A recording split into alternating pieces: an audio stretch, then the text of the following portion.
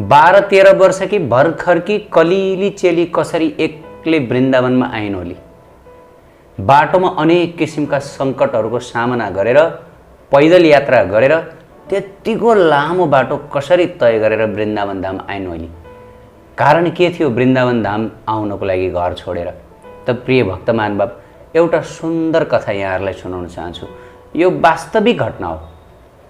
हेर्नुहोस्, यो भक्ति समाजमा यस्ता यस्ता महान महान भक्तहरू आउनुभएको छ जसको लीलाको वर्णन भगवानको लीलाको वर्णन भन्दा कम छैन। त जयपुरका शेखावत सरदारका राजपुरोहित थिए पण्डित परशुराम। इनकी छोरीको नाम थियो करमती बाई। इनको मन बाल्यकालदेखि नै श्रीकृष्णमा लीन थियो। निरन्तर श्रीकृष्णको ध्यान गर्नु, श्रीकृष्णको नाम जप्नु, हे नाथ हे प्रियतम भनेर क्रन्दन गर्नु, रुनु, यो उनको साधना नै बनेको थियो। कहिले कीर्तन गर्नुहुन्थ्यो, कहिले नृत्य गर्नुहुन्थ्यो, कहिले कृष्ण प्रेममा पागल भएर हाँस्ने लडीबुडी खेल्ने गर्नुहुन्थ्यो। घरका सदस्यहरू उहाँको भक्तिभाव देखेर बडो प्रसन्न हुन्थे। जम्मा त्यस्तै 10-11 वर्षकी चेली थिएन, तर कस्तो भक्तिभाव! त्यसकारणले भक्ति गर्नलाई उमेरले छेक्दैन। आजकल मानिसहरू भन्ने गर्छन् 50-60 वर्ष 80 वर्ष पुगेपछि मात्रै भक्ति गर्ने हो। यो गलत हो। वास्तवमा भक्ति त गर्भदेखि नै गर्नुपर्दछ। जब हामी बाल्यकालदेखि नै भक्ति गर्दछौँ त्यसपछि हामीहरूले पुरा जीवन भक्ति गर्न सक्दछौँ अनि अन्तिम समयमा आनन्दले भगवानलाई सम्झेर हामीले प्राण त्याग गर्न सक्छौँ र पो अनि प्रभुको चरण पाउन सक्छौँ। त यी करमती बाई जो हुनुहुन्थ्यो कृष्णका अत्यन्त महान भक्तिनी हुनुहुन्थ्यो।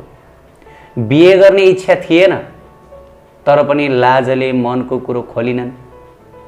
पिताले विवाह तोकिदिनु भयो, तर जब बेहुला उनलाई लिन भनेर आए उनी हडबडाउन थालिन्। बिहे गर्ने मन छैन। जुन शरीर प्रियतम श्याम सुन्दरलाई अर्पित गरिसकेको छु, अब त्यो शरीर अरू कसैलाई दिन सक्छु? अब कसरी अरूको अधिकारमा यो शरीर छोड्न सक्छु? त यस प्रकार मनमा विचार गरेर बिहे नगर्ने र पतिको घर नजाने उनले निर्णय गरिन्। अब आफ्ना प्रियतम श्याम सुन्दरलाई पुकार्न थालिन्, हे प्रभु, हे प्रियतम, मेरो रक्षा गर। एकमात्र पति मेरो त तिमी नै हौ। कसरी म संसारी हाडछालाको पत्नी बन्न सक्छु र भनेर उनलाई बडो चिन्ता लाग्यो। रात्रिको समय थियो। बेहुला पक्षबाट आएका पनि सबैजना मस्त निन्द्रामा थिए र आफ्ना घरका सदस्यहरू पनि मस्त निन्द्रामा थिए। उनको मन श्याम सुन्दरको लागि बेचैन भइरहेको थियो। उनले के गरिन्? सबैजना मस्त सुतिरहेको त्यो मौका छोपेर श्रीधाम वृन्दावनतर्फ प्रस्थान गरिन्, अर्थात् घर छोडेर भागिन् मध्यरातमा। अब 12-13 वर्षकी बालिका थिइन्। श्रीधाम वृन्दावन कतापट्टि पर्छ, कुन बाटो भएर गइन्छ त्यो पनि थाहा थिएन। त्यो पनि अहिलेको यो घटना होइन, त्यो बेलाको घटना। त्यो बेलामा ट्रेन पनि थिएन, त्यो बेला आजका जस्ता यी यातायातको सुविधा पनि थिएन। त्यो बेला पैदल जानु पर्थ्यो, या त घोडा चढेर जानु पर्थ्यो, या टाँगा चढेर जानु पर्थ्यो। महिनौँ लाग्दथ्यो। एकदमै टाढाको यात्रा हुन्थ्यो। तर पनि ती बालिका उनको श्याम सुन्दर प्रति कति लगाव, ल हेर्नुहोस् त। आँट गरिन् र मध्यरातमा घर छोडेर आफ्नो प्रियतम भएको स्थान श्रीधाम वृन्दावनतर्फ प्रस्थान गरिन्। जब भोलिपल्ट बिहान परशुरामजी उहाँका पिता उठ्नुभयो, त्यसपछि छोरीलाई खोज्नुहुन्छ, छोरीलाई देख्नुहुन्न। लौ छोरी कता गइन्? यद्यपि घर परिवारका सदस्यहरू छोरीको भक्तिभाव जान्दथे। अब छोरी भक्तिनी हुन्। अब भक्तिनी भएपछि यो छोरी हामीसँग नबस्न पनि सक्छिन् भविष्यमा भन्ने पारिवारिक सदस्यहरूलाई लागिसकेको थियो। तर पनि अब घरमा बेहुला आएका छन्, दामाद आएका छन् लिनलाई। अब छोरी लुकायो भन्लान्, भोलि त्यहाँ चाहिँ तमासा मच्याउलान्। त्यसपछि एउटा सामाजिक कर्तव्य ठानेर एकदमै चिन्ता व्यक्त गरेर राजालाई गएर चाहिँ त्यसपछि पिता परशुरामले छोरी हराएको खबर दिए। हे राजन, छोरी हराइन्, छोरी हराइन्। छोरीलाई अन्माएर पठाउनु पर्ने ठाउँमा छोरी बेपत्ता भइन्। हजुरले कृपा गर्नु पर्यो, मलाई मेरी छोरी खोजेर ल्याइदिनु पर्यो। त यस प्रकार जब राजालाई निवेदन गर्नुभयो, अब राजाका दरबारी पण्डित हुनुहुन्थ्यो। पण्डित परशुरामजीका यजमान थिए राजा र आफ्ना पुरोहितलाई सहायता गर्ने इच्छाले राजाले पनि एक टुकडी घोडसवार सैनिकहरूलाई पण्डितजीकी कन्या खोज्नको लागि भनेर पठाइदिए र ती सैनिकहरूले सबैतिर छोरीको खोजी नीति गरे। छोरी जुन बाटो गएकी थिइन् त्यही बाटो ती घोडसवार सैनिकहरू गए। छोरी अगाडि अगाडि बढिरहेकी थिइन्। रात्रिको समय थियो। छोरीले आफू पछाडि घोडाको टक्क टक्क टक्क आवाज सुनिन्। लौ अब मलाई राजाले खोज्न भनी आए भनेर छोरीको मनमा अत्यास लाग्यो। छोरी आत्तिन्। त्यसपछि उनी लुक्नको लागि भनेर यत्र तत्र भौतारिन थालिन्। कहाँ लुक्ने ठाउँ होला, कुनै ठाउँमा गुफा पाइएला कि भनेर उनी यताउता भौतारिन थालिन्। अब त्यो मरुस्थल थियो, मरुभूमि थियो, उनले लुक्ने ठाउँ पाइनन्।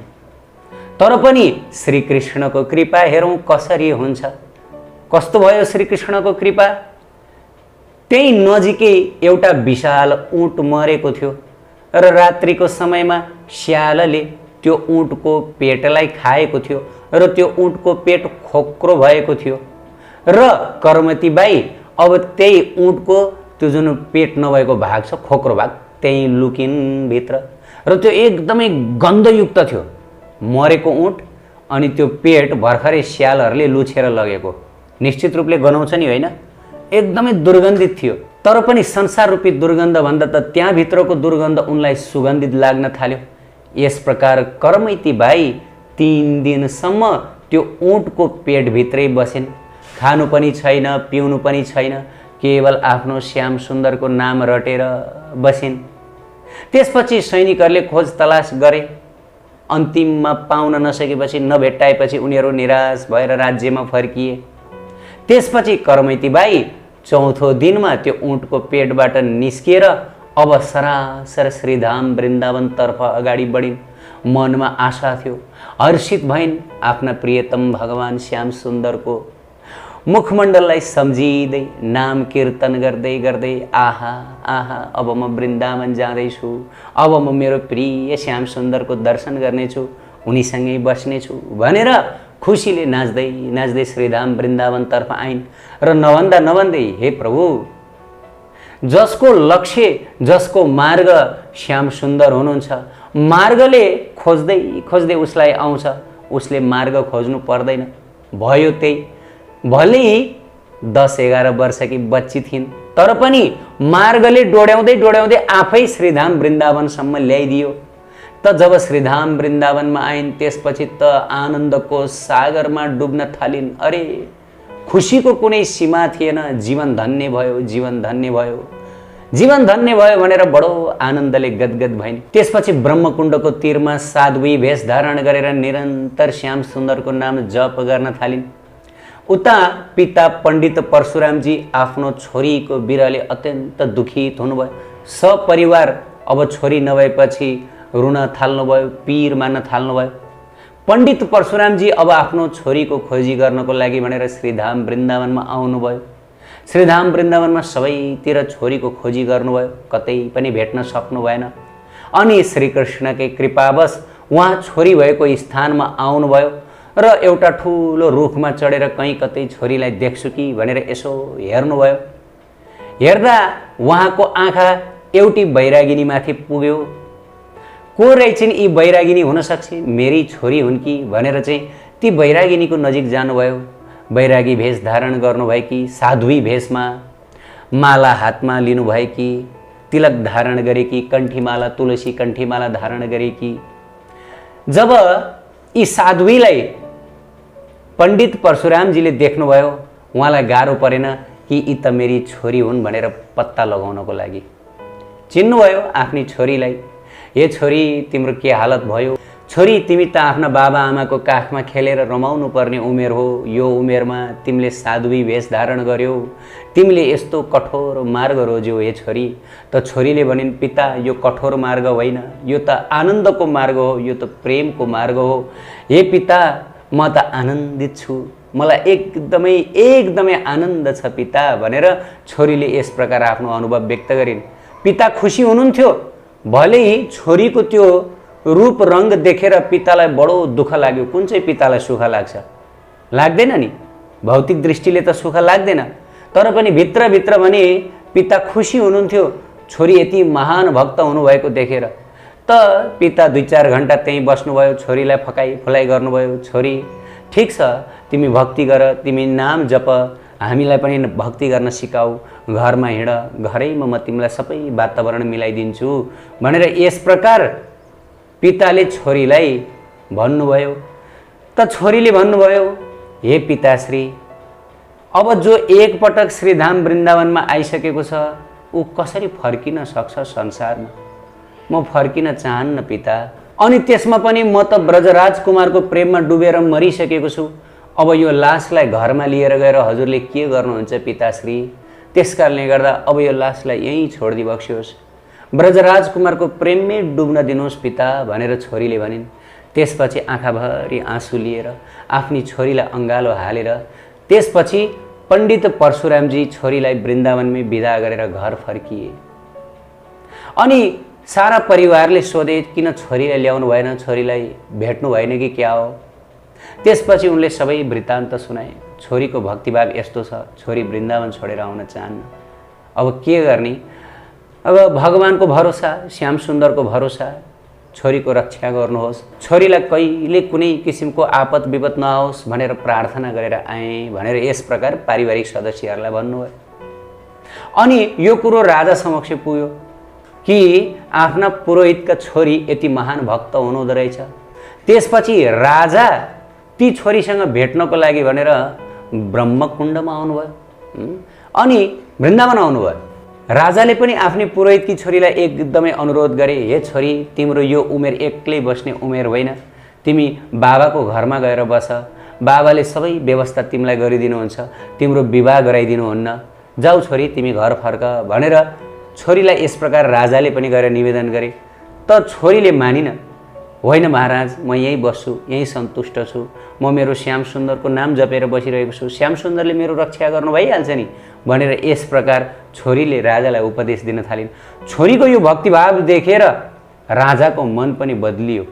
राजा तुरुन्तै कृष्णको भक्त बन्नुभयो र त्यसपछि आएर आफ्नो महलमा फर्कनु भयो।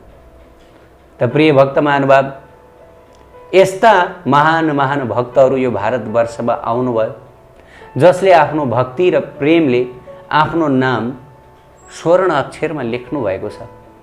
अब यस्ता महान भक्तहरू कति हुनुहुन्छ, कति सङ्ख्यामा हुनुहुन्छ, अब त्यसको वर्णन त गर्न सकिँदैन, सङ्ख्यामा गण्न सकिँदैन। अनन्त अनन्त अनन्त अनन्त भक्तहरूले भरिभराउ यो भारतवर्ष। त्यसकारणले गर्दा यो भारतवर्षको महिमा अत्यन्त महान छ प्रिय भक्त महानुभाव। त प्रिय भक्त महानुभाव, मानव चोला प्राप्त गरेर पनि यदि हामीहरूले राधा कृष्णको भक्ति भजन गर्न सकेनौँ भनेदेखि ठुलो नोक्सानीले हाम्रो प्रतीक्षा गरिरहेको हुन्छ भन्ने कुरा हामीहरूले बुझ्नु पर्दछ। त त्यो बेलाको समय र यो बेलाको समय अलिकति बदलिएको छ। त्यो बेला सबै मानिसहरू धर्मात्मा थिए, पाप थिएन मनमा, राजाहरू पनि प्रजापालक थिए, सबै मानिसहरूको हृदय लगभग स्वच्छ थियो, पवित्र थियो। अनि त्यही भएर त 10-12 वर्षकी चेली पनि आफ्नो घर छोडेर श्रीधाम वृन्दावनतर्फ आउन सक्थिन्।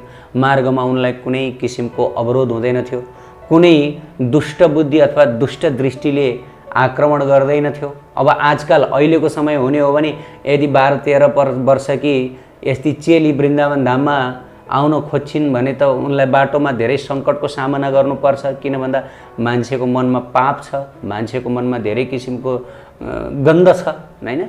त्यो समय बदलिएको छ, तर अहिलेको समय सुविधा पनि छ। अहिले ट्रेन चढेर एकै दिनमा श्रीधाम वृन्दावन आउन सकिन्छ, प्लेन चढेर आउन सकिन्छ। र त्योभन्दा पनि विशेष प्रभुपादजी जस्ता महान महान कृष्ण प्रेमी वैष्णव सन्तहरूको कृपाले श्रीधाम वृन्दावन विश्वभरि सबैतिर फैलिनु भएको छ। गाउँ गाउँ श्रीधाम वृन्दावन बनिरहनु भएको छ। इस्कॉन अन्तर्राष्ट्रिय कृष्ण भावनामृत सङ्घ नामक यो समाज अहिले विश्वभरि फैलिरहेको छ। र जो वृन्दावन धाम आएर भक्ति गर्न सक्नुहुन्न उहाँहरूको लागि आफ्नै गाउँमा बसेर, आफ्नै घरमा बसेर श्रीधाम वृन्दावनमा आएर जुन भक्ति गरिन्छ त्यही भक्तिको लाभ प्राप्त गर्न सक्ने सुविधा प्रदान गर्नुभएको छ। एसी भक्तिवेदान्त स्वामी प्रभुपादजी जस्ता महान वैष्णवाचार्य कृष्ण प्रेमी आचार्यहरूले वास्तवमा यो सबै उनै परिपूर्णतम राधा माधवकै कृपा हो कि कलियुगमा यस्तो यस्तो छ अवस्था। त्यसकारणले गर्दा जो व्यक्तिहरू वृन्दावन आएर भक्ति गर्न सक्नुहुन्न उहाँहरू आफ्नै घरमा बसेर भक्ति गर्नुहोस्, आफ्नै गाउँमा बसेर। त्यसकारणले चैतन्य महाप्रभुले त यो उपदेश दिइबक्स्यो, पृथ्वी ते जत आदि नगर आदि ग्राम सर्वत्र प्रचार होइबे मोर नाम, कि पृथ्वीका प्रत्येक गाउँ शहरमा कृष्णको भक्ति फैलिनेछ र प्रत्येक ठाउँमा वृन्दावन स्थापना हुनेछ।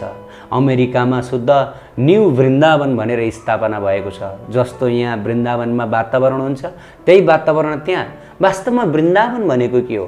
वृन्दावन भनेको जहाँ राधा रानी सर्वपूजित हुनुहुन्छ र युगल सरकारको उपासना हुन्छ। सबैजना राधा कृष्णका भक्त हुनुहुन्छ, सबैको मुखमा राधे राधे हुन्छ, सबैको मुखमा युगल नाम हुन्छ, पवित्र हुन्छ, भक्ति भजन हुन्छ, प्रत्येक दिन भागवत कथा हुन्छ। यही त हो नि श्रीधाम वृन्दावन। वास्तवमा श्रीधाम वृन्दावन भनेको चेतना हो। त यदि हामीहरूको गाउँमा यो किसिमको वातावरण हामीले बनाउन सक्यौँ, सबैलाई राधा कृष्णको भक्ति दिन सक्यौँ र सुन्दर मन्दिर धाम बनाउन सक्यौँ हैन, अनि त्यसपछि आएर यो जति पनि खराब आचरणहरू छ त्यसबाट हामी बच्न सक्यौँ, केवल राधा कृष्णलाई अर्पित प्रसाद मात्रै सेवन गर्ने आदत बसाल्यौँ भनेदेखि हामी जुन ठाउँमा बस्छौँ, जुन गाउँमा बस्छौँ त्यही नै बन्दछ वृन्दावन प्रिय भक्त महानुभाव। घरबार छोडेर श्रीधाम वृन्दावनमा आइरहनु पर्दैन। अवश्य श्रीधाम वृन्दावनमा बास गरेर भक्ति भजन गर्न पाउनु यो त विशेष भइहाल्यो, तर पनि जो आउन सक्नुहुन्न आफ्नै घर गाउँमा बसेर पनि वृन्दावनको भजन गर्न सकिन्छ, त्यो वैराग्यको अभ्यास गर्न सकिन्छ। आज महान महान वैष्णव आचार्य प्रभुपादजी जस्ता उहाँहरूले संसारमा यो सुविधा दिइबक्सेको छ। यो महान कृपा हो, यो ठुलो कृपा हो, यो विशेष कृपा हो। यो सबै कृपा राधा रानीबाट प्राप्त भएको, युगल सरकारबाट प्राप्त भएको। आज वृन्दावन देश देशमा हुनुहुन्छ, गाउँ गाउँमा हुनुहुन्छ। जय श्री राधे, हरे कृष्ण। उत्कृष्ट आध्यात्मिक जानकारीहरूका लागि नेपालकै पहिलो शुद्ध आध्यात्मिक च्यानल टिभी लजिकल कृष्णलाई सब्स्क्राइब गर्न नभुल्नुहोला र हरेक अपडेट्सका लागि यो बेल आइकन पनि दबाइदिनुहोला।